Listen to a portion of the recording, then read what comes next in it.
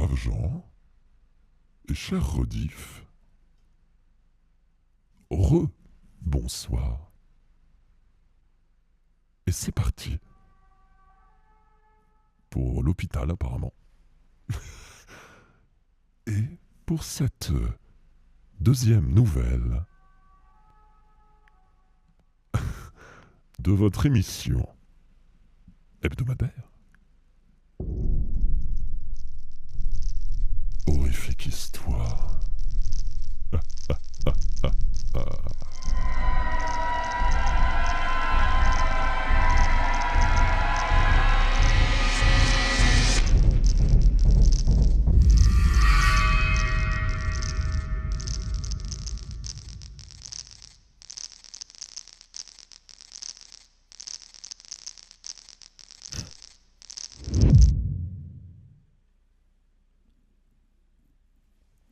Et tout de suite, mouvement, une nouvelle d'Ambroise Garel.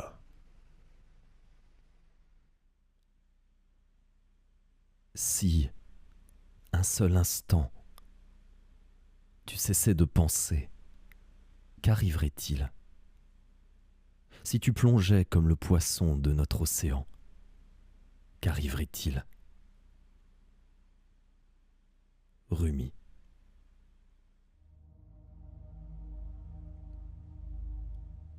On vous a dit la vérité.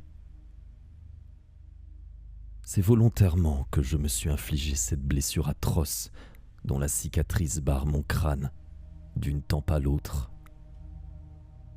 Encore que vous et moi aurions sans doute quelques désaccords au sujet de ce qu'est la volonté, ainsi que sur son caractère individuel. 20 ans plus tard, l'os frontal ne s'est toujours pas parfaitement refermé et si vous placez votre main sur mon front, vous sentirez battre sous la peau molle mon cerveau mutilé. Sachez toutefois que, si je n'ai jamais nié les faits, je conteste le sens que la rumeur a voulu leur donner. Je n'ai nullement eu l'intention de me tuer en cette nuit fatidique. Et ce n'est pas par désespoir que j'ai choisi de me fracasser le crâne. Mais puisque vous tenez tant à connaître mon histoire, la voici.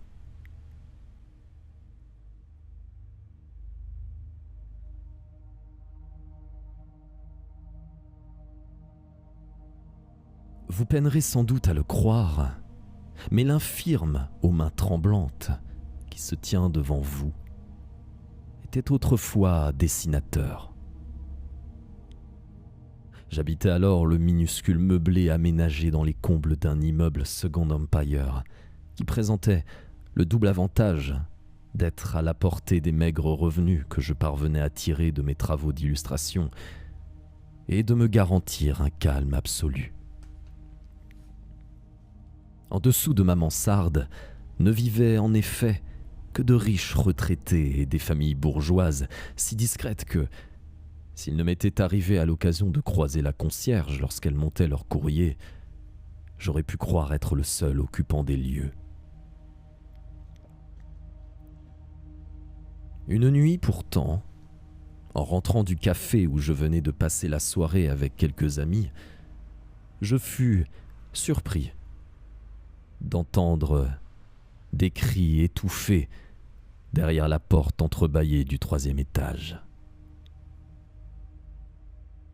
Redoutant un cambriolage ou un accident, je pris sur moi d'entrer dans l'appartement. Ces 2 niveaux, qui occupaient l'entièreté des 3e et 4e étages, en faisaient le plus vaste de l'immeuble. À l'une des extrémités du long hall d'entrée se trouvait l'escalier intérieur. À l'autre, le salon, dans lequel je ne fis que quelques pas avant de m'arrêter stupéfait par le spectacle que je venais d'y découvrir. Au mur de cette pièce immense, dont le plafond était haut de 4 mètres, avaient été accrochés, dans de petits cadres de bois clair, des centaines de croquis au fusain qui figuraient, tracés avec une précision infinie, autant de mammifères, de reptiles, de poissons, d'oiseaux, de plantes et d'insectes. La taille étourdissante de cette collection, qui couvrait des plaintes aux moulures de ces gigantesques cloisons, était en elle-même remarquable. Mais quand bien même n'y aurait-il eu qu'un seul de ces dessins, mon émerveillement serait resté le même. Tous avaient été exécutés avec une telle maîtrise, un talent si manifeste, qu'ils auraient mérité d'être contemplés une vie entière. La moindre esquisse, le dessin le plus inachevé, semblait plus vivant encore qu'un être de chair. L'encre dont il était tracé plus chaude et dense que le sang.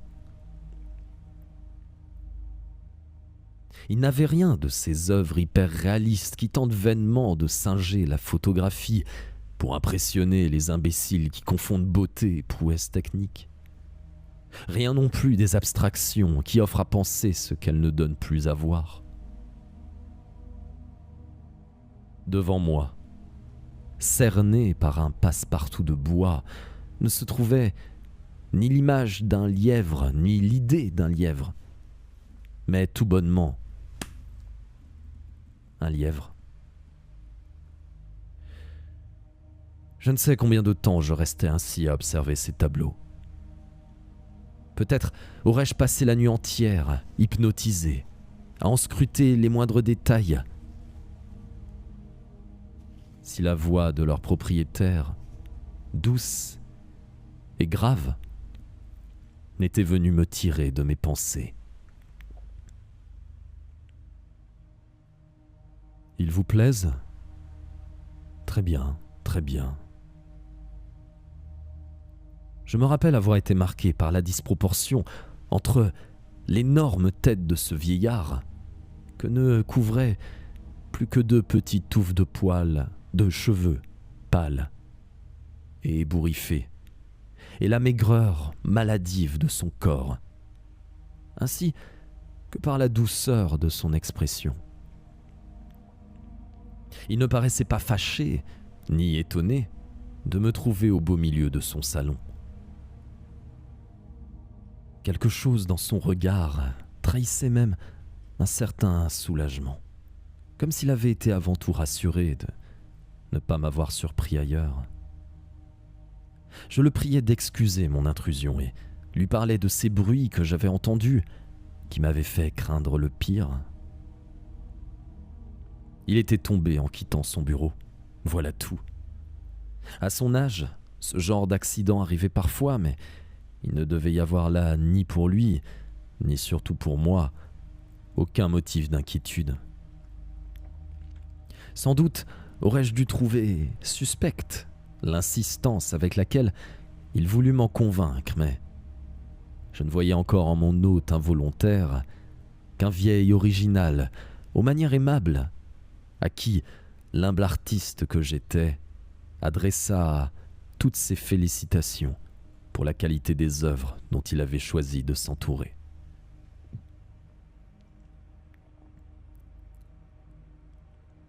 Il parut surpris d'apprendre ma profession et, après ce qui ressembla à un instant d'hésitation, m'expliqua que ces crayonnés étaient l'œuvre de son fils, qui lui aussi avait nourri pour le dessin une passion sans égale tout au long de sa courte vie, brutalement interrompue par un tragique accident. Sans un mot de plus, il décrocha du mur le dessin d'une mésange et le glissa dans ma main. J'avais fait preuve de courage après tout, en accourant ainsi à son secours. Et ce serait ma récompense. Inquiet de profiter de la générosité d'un vieillard solitaire à qui j'évoquais sans doute de douloureux souvenirs, je commençais par refuser.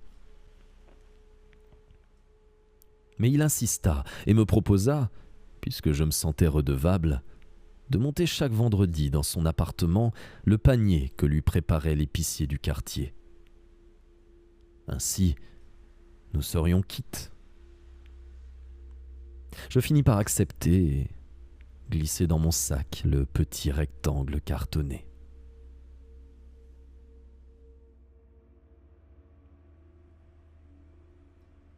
Sitôt rentré, je posai le dessin sur mon bureau et l'examinai avec attention, impatient de découvrir par quels moyens son auteur avait pu parvenir à pareil résultat. Je remarquai que la figure entière de la mésange, de ses yeux noirs aux dernières plumes de sa queue, avait été tracée d'un long et unique trait de fusain dont les innombrables méandres et replis formaient bec, ventre et pattes, tout le corps de l'animal. Curieux de savoir si j'étais capable de la même prouesse, je saisis sur une étagère un vieux recueil de photographies dont un chapitre était consacré aux animaux de la savane africaine et entrepris de tracer, sans jamais lever le crayon, la silhouette longiligne et familière d'une girafe.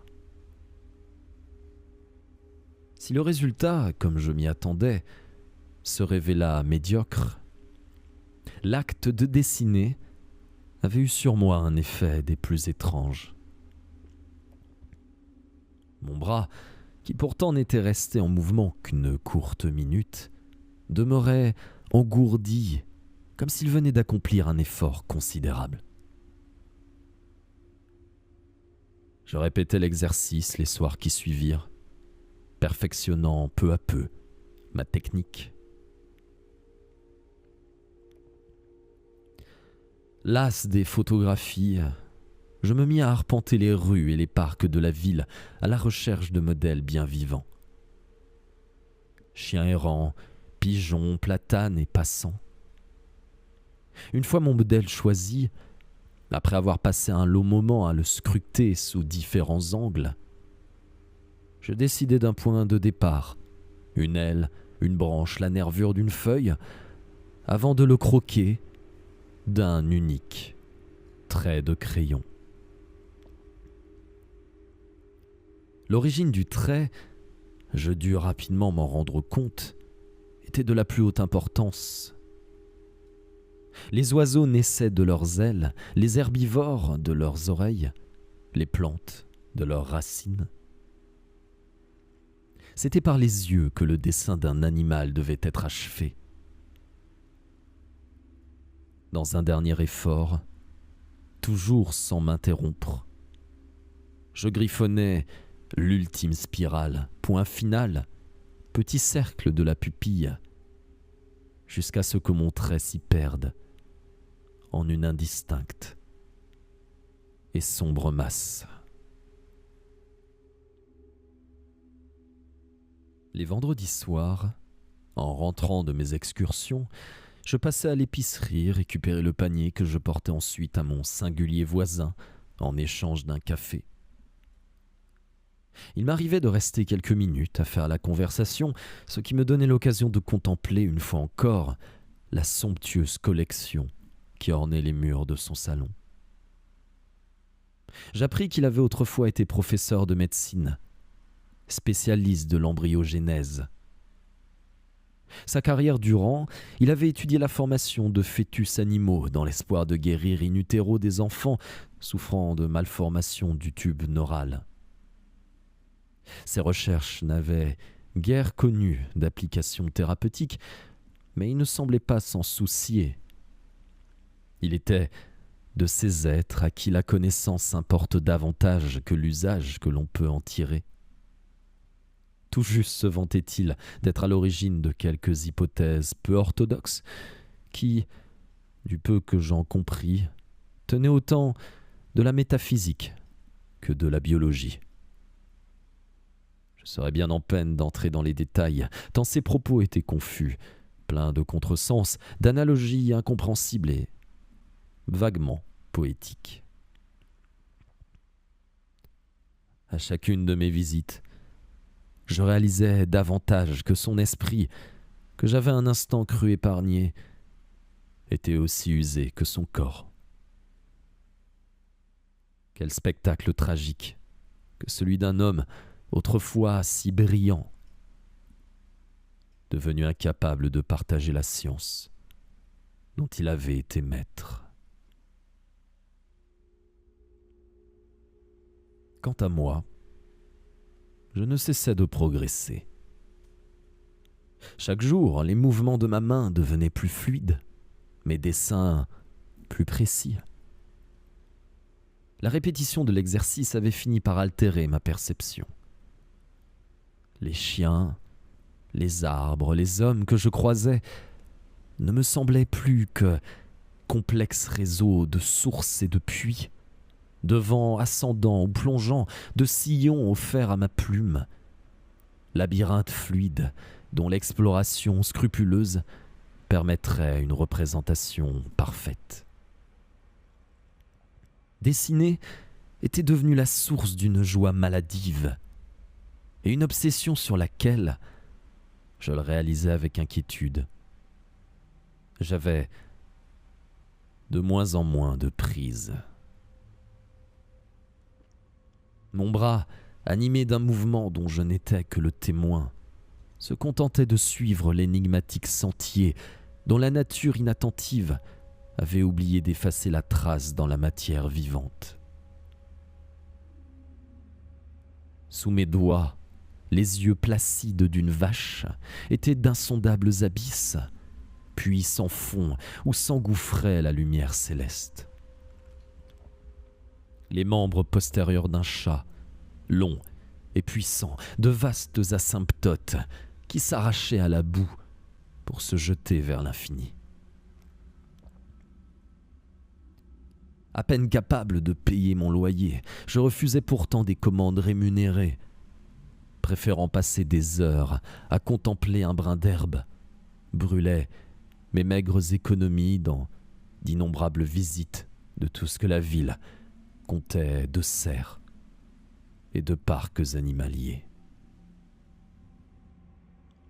Lorsque j'allais rendre visite au vieux, je n'hésitais plus à évoquer devant lui la mémoire de son fils, avide d'en apprendre davantage sur le mystérieux inconnu dont j'avais hérité la dévorante obsession.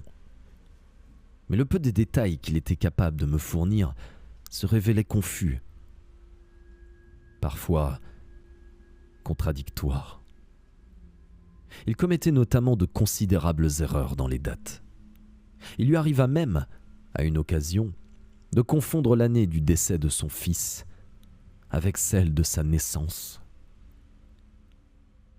Je devais pourtant me contenter de sa parole, aussi douteuse soit-elle, faute du moindre élément tangible. Dans ce salon richement décoré, dont pas un mur n'était vierge de tableaux, ne se trouvait aucune photographie, aucune image de cet enfant absent dont la perte semblait pourtant l'avoir tant affecté. Peut-être était-ce le moyen qu'il avait trouvé de surmonter son chagrin, préférant garder auprès de lui ses dessins, traces éternelles de son prodigieux talent, plutôt que les photographies jaunissantes d'un corps que plus aucune âme n'habitait. N'aurais-je pas fait la même chose à sa place, alors qu'une minute passée en compagnie des merveilles qui ornaient ces murs suffisait à me remplir de joie? Oh, que n'aurais-je pas donné pour pouvoir passer le reste de mes jours au milieu des chefs-d'œuvre de ce mystérieux génie dont j'étais certain de ne jamais pouvoir égaler le talent, mais que je craignais de bientôt rejoindre dans la tombe. tant mon état ne cessait de se dégrader. Désormais, les muscles de mon bras droit demeuraient constamment tétanisés, excepté lorsqu'ils étaient soudain, et sans la moindre raison, secoués de spasmes dont le rythme, c'est là ce qui m'alarmait le plus, ne semblait pas totalement dénué d'ordre ni de sens. Inquiet de ce que je prenais encore pour une forme d'épuisement nerveux, j'eus pour la première fois envie d'abandonner, ne fût-ce que quelques jours, ce travail dont je sentais confusément ne jamais avoir été le maître ni l'auteur. Sans doute l'aurais-je fait si j'en avais été encore capable. Et je ne pouvais désormais fermer les yeux sans qu'une nuée d'images hallucinatoires, figures abstraites à la limite du visible et du tangible, de la forme et de la force, ne déferlent derrière mes paupières. J'en étais convaincu. Ce qui jusque-là n'était qu'intuition aveugle, réflexe musculaire guidant silencieusement mon crayon sur le papier, avait pénétré ma conscience. J'étais sur le point de savoir, de penser, de dire peut-être ce qui jusqu'ici n'avait été que confuse impression. Pourquoi un homme désire-t-il ce qu'il désire? Quel élan insensé avait bandé les muscles de mes jambes, dressé ma chair en pleine nuit, jeté mon corps dans les rues sous la pluie glacée d'automne à la recherche, toujours, de quelque chose à dessiner n'importe où, gratter les griffes d'un rat dans le plâtre d'un mur avec un poinçon rouillé, peindre la pesanteur d'un saule sur la terre du bout de mes doigts mouillés de pluie. Quel désir, sinon le désir lui-même, cette force dont je n'étais que l'esclave et qui brûlait de connaître, de se connaître, de comprendre ce qu'elle était. Et tant pis pour ce qui pourrait advenir de moi, ce pauvre moi qui, transi de froid, rentrait en grelottant dans son immeuble dont toutes les fenêtres, à cette heure de la nuit, étaient éteintes. Toutes, sauf une, au 4e étage, dans l'appartement du vieux, derrière laquelle je voyais s'agiter en tous sens la silhouette, reconnaissable entre mille, d'un enfant. La porte de l'appartement céda au second coup d'épaule. Je traversai l'entrée dans la pénombre et, pour la première fois depuis que j'avais franchi le seuil de ce mausolée à la gloire d'un illustre invisible, gravis l'escalier qui menait au second niveau. Accroché au mur, au-dessus de la rampe, se trouvaient d'autres esquisses. Ce n'étaient tout d'abord que des animaux et des plantes ordinaires, auxquelles quelque chose semblait pourtant manquer ou avoir été ajouté. Puis les frontières entre les cadres commençaient à se défaire, les créatures à se mêler. Ce n'étaient pas des chimères, assemblables incohérentes de parties disparates, sorties de la pauvre imagination de conteurs médiocres, comme on en trouve dans les bestiaires médiévaux. L'anatomie de ces bêtes était ordonnée, logique, avait l'évidente cohérence de toutes les productions naturelles. Ces abominations auraient pu exister, simili-loups et pseudoporcs qui, aussi atroces soient-ils, par la grâce du talent irréel de celui qui les avait dessinés, paraissaient animés, sensibles, vivants. Existait-il, avait-il existé ou, grâce à la qualité de son trait, l'auteur de ses dessins était-il parvenu à donner à ses plus improbables fantaisies l'apparence de la vie? Après tout, peut-être pouvais-je moi aussi dessiner sans le secours d'aucun modèle, coucher sur le papier toutes les horreurs que mon esprit pouvait concevoir. Je n'avais jamais essayé, et voilà tout. C'est ce que je me répétais pour me rassurer, tandis que je progressais, le long couloir de l'étage, décoré de tableaux qui ne figuraient plus rien de sensé, plus que dents, tentacules, membres indéterminés, amas de chair dans lequel il était difficile de distinguer l'humain du non-humain, l'organe de la tumeur, le vivant de l'inerte. Puis, ce n'était plus de la chair, mais autre chose, matière inédite dont l'apparence ne laissait pourtant aucun doute sur le caractère animé. Des formes géométriques possibles, puis impossibles, vertigineuses dissymétries vaguement familières, puis absence de forme, feuilles vierges qui semblaient pourtant peuplées, et cette fine lumière qui perçait sous la mince porte de bois au fond du couloir, derrière laquelle se trouvait la seule pièce éclairée. Sa tanière. Le grincement des charnières dut le surprendre, car il se tourna brusquement vers moi et serra dans ses bras émaciés la liasse de feuilles sur laquelle il était penché.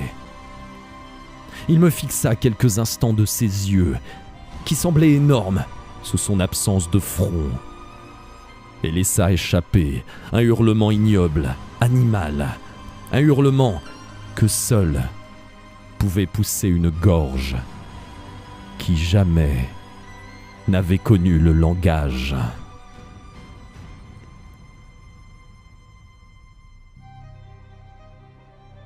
J'aimerais vous dire que j'ai fui, que saisi d'horreur devant cette créature dégénérée qui peut-être avait été un enfant, qui sans doute était humaine, qui aurait dû être morte. Je me suis précipité à travers une fenêtre pour me briser le crâne sur le pavé, 4 étages plus bas. Alors que vous décidiez de voir dans mon récit un témoignage digne de confiance ou le produit d'une imagination malade, vous ne pourriez que me plaindre, victime innocente d'une horreur bien réelle ou d'une hallucination infernale. Mais je n'ai pas fui et je vous l'ai dit, ce n'est pas par accident que je me suis fendu le crâne. Dans cette pièce, à l'odeur pestilentielle, seul face au monstrueux homoncule qui me fixait la bouche entr'ouverte, je n'éprouvais ni peur, ni pitié. J'étais jaloux. Je me contentais d'esquisser des silhouettes animales quand il peignait le mouvement premier de la matière, la structure naissant du désordre, l'âme surgissant de la substance. Myope, je scrutais la surface. Aveugle, il plongeait dans ces formes baroques, ces non-formes absurdes et anonymes qui décoraient le couloir, étaient donnés à voir la vie elle-même, nue, spontanée, gratuitement, éternellement générée, le verbe d'avant les mots, le cri fait chair. Et sur ces feuilles vides, des chefs-d'œuvre, pièces maîtresses de sa collection, la forme d'avant les formes, seule véritable forme. Qu'avait-il dû sentir? Quelle joie avait-il dû connaître en peignant l'absolu? Moi aussi je les connaîtrais, une fois mes bras, ces génies inconscients, libérés du boulet de mon esprit trop bavard. Droit, face au mur, de toutes mes forces, je jetais mon crâne contre la pierre nue.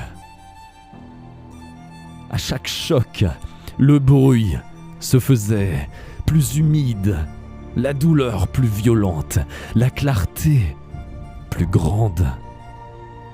Le balancement de mon torse emportait avec lui tout l'univers, se confondait avec la force première à laquelle aucune force ne s'opposerait jamais, car toutes les forces en étaient issues. Le monde devint rouge.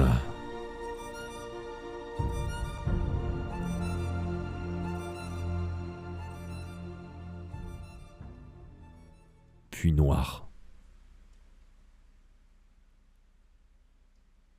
J'appris plus tard que mon corps agonisant avait été retrouvé le lendemain à l'aube, dans une ruelle de l'autre côté de la ville. Avait-il été porté là par ce vieillard chétif et sa créature débile? Ou bien étais-je parvenu à m'enfuir seul, exsangue, le crâne fendu en deux? Je ne saurais dire laquelle de ces deux hypothèses est la moins invraisemblable. Ma seule certitude est que, peu de temps après cette nuit, le vieux a quitté l'immeuble et fait expédier tous ses biens vers une destination inconnue. Quant à moi, je repris connaissance 2 semaines plus tard dans un lit de l'hôpital Saint-Luc, où les médecins m'apprirent que je conserverais d'importantes séquelles de ma mésaventure et que, plus jamais, je ne pourrais dessiner. Ils ne purent saisir, bien sûr, pourquoi cette nouvelle me rassura tant. Ils ne comprirent pas davantage l'effroyable panique qui me saisit lorsque la police, venue enquêter sur mon agression, m'informa d'un détail sans doute dénué de la moindre importance.